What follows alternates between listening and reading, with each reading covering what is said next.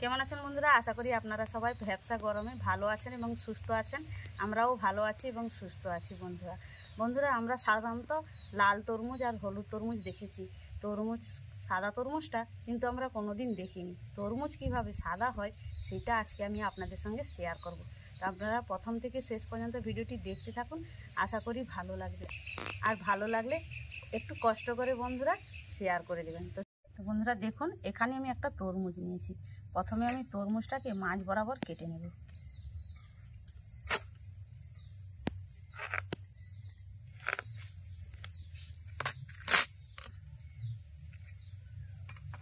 তরমুজটা কেটে নিয়েছি আর এটাকে আমি রেখে দেবো, আর এইটা হলে কিন্তু আমার হয়ে যাবে।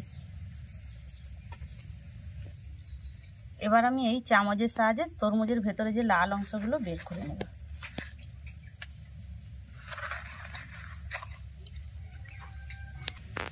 গোল চামচের সাহায্যে তরমুজের লাল অংশগুলো তুলে নিয়েছি, দিয়ে একটা গামলার মধ্যে রেখে দিয়েছি।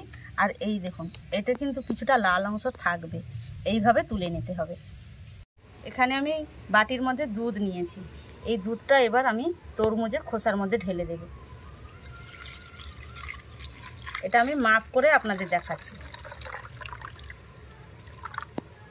এই দেখুন, এবার এতটা মাপ নিয়েছি, এটাকে আমি কড়ার মধ্যে ঢেলে দেব।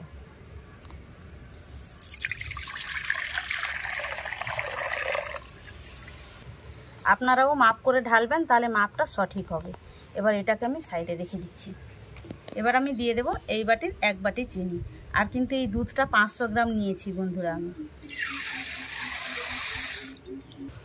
আগার আগার পাউডার নিয়েছি, এই চামচের 1 চামচ দিয়ে দেব।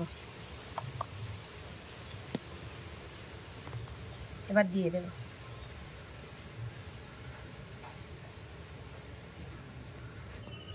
আগার আগার পাউডার, দুধ, চিনি ভালোভাবে মিশিয়ে নেব।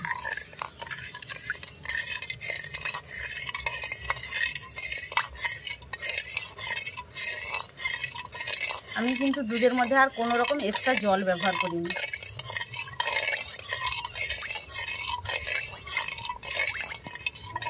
দুধ, চিনি, আগার আগার পাউডার একসঙ্গে ভালোভাবে মিশিয়ে নিয়েছি। এবার উনুন জ্বালিয়ে আমি কড়াটা বসিয়ে দেব।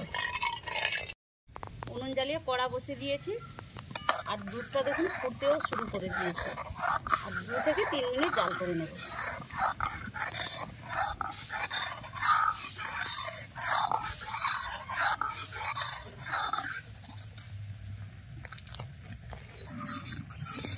তিন মিনিট জাল করে নিয়েছি, আর দুধের ঘনত্বটা আপনাদের দেখাচ্ছি দেখুন। এবার আমি নামিয়ে নেব উনুন থেকে। এবার তরমুজের মধ্যে ঢেলে দেব।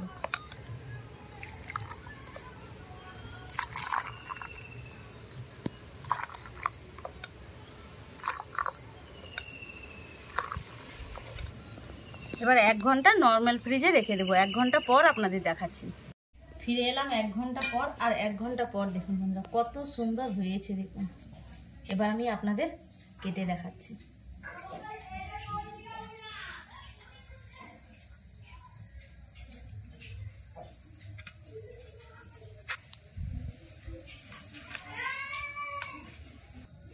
কেটে নিয়েছি, আর ভেতরটা দেখুন বন্ধুরা কত সুন্দর লাগছে। এই যে ভেতরটা দেখুন। আর তো বন্ধুরা দেখলেন তরমুজ কিভাবে সাদা হয়, আর এইভাবে তৈরি করে দেবেন, বাচ্চারা তো আনন্দে একদম চেটে পুটে খেয়ে নেবে বন্ধুরা। তো বন্ধুরা দেখুন, সবগুলো একদম ছোট ছোট পিস করে কেটে নিয়েছি। দেখুন কত সুন্দর লাগছে দেখুন। এইভাবে তরমুজ থাকতে একবার বাড়িতে বানিয়ে দেবেন, বাচ্চা থেকে বড় সবাই কিন্তু আনন্দে অধীর হয়ে খেয়ে নেবে বন্ধুরা।